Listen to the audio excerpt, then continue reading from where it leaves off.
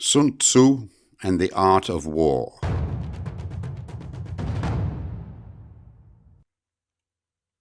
Chapter 6. Weak Points and Strong. Sun Tzu said, "Whoever is first in the field and awaits the coming of the enemy will be fresh for the fight. Whoever is second in the field and has to hasten to battle will arrive exhausted." Therefore the clever combatant imposes his will on the enemy, but does not allow the enemy's will to be imposed on him. By holding out advantages to him, he can cause the enemy to approach of his own accord. Or, by inflicting damage, he can make it impossible for the enemy to draw near.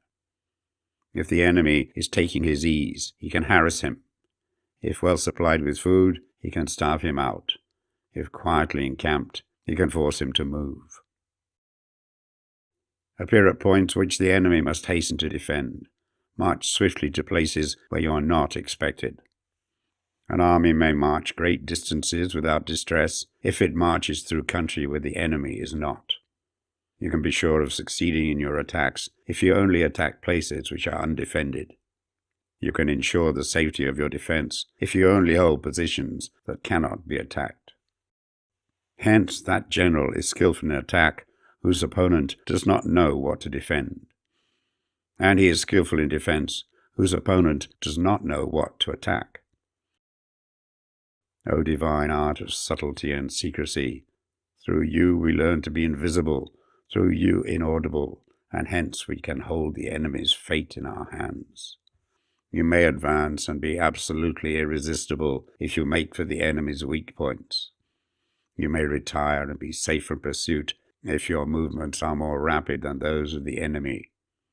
If we wish to fight, the enemy can be forced to an engagement even though he be sheltered behind a high rampart and a deep ditch. All we need to do is attack some other place that he will be obliged to relieve.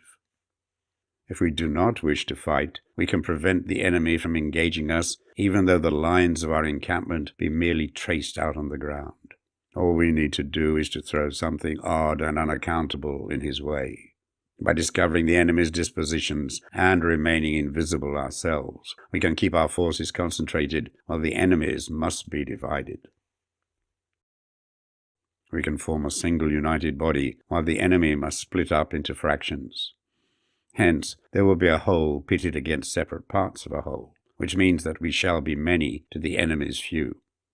And if we are able thus to attack an inferior force with a superior one, our opponents will be in dire straits. The spot where we intend to fight must not be made known, for then the enemy will have to prepare against a possible attack at several different points, and his forces being thus distributed in many directions, the numbers we shall have to face at any given point will be proportionately few. For should the enemy strengthen his van, he will weaken his rear.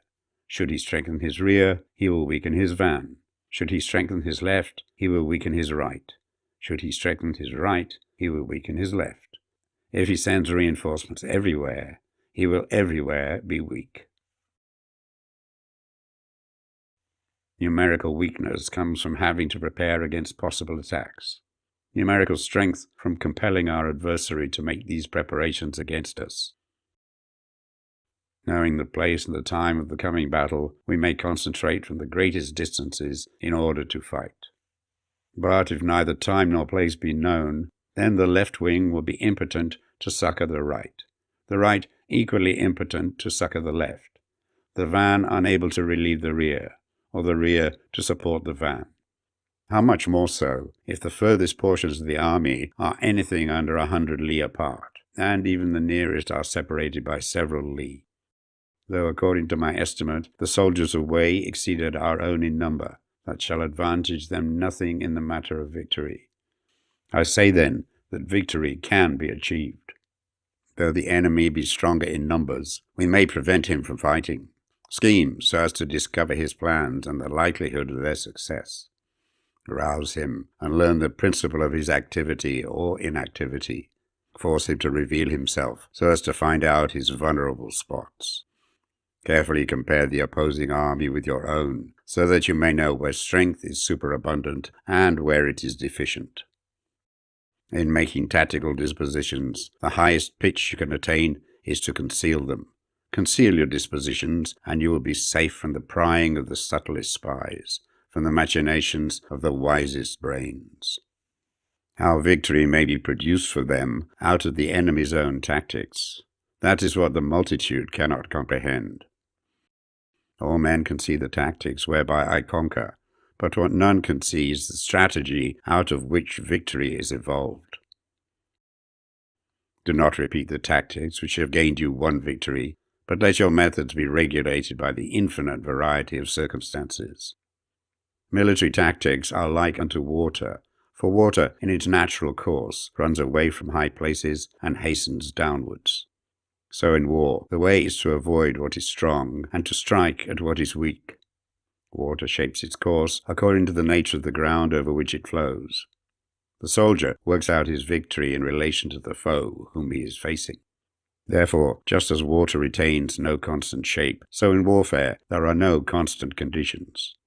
He who can modify his tactics in relation to his opponent and thereby succeed in winning may be called a heaven-born captain.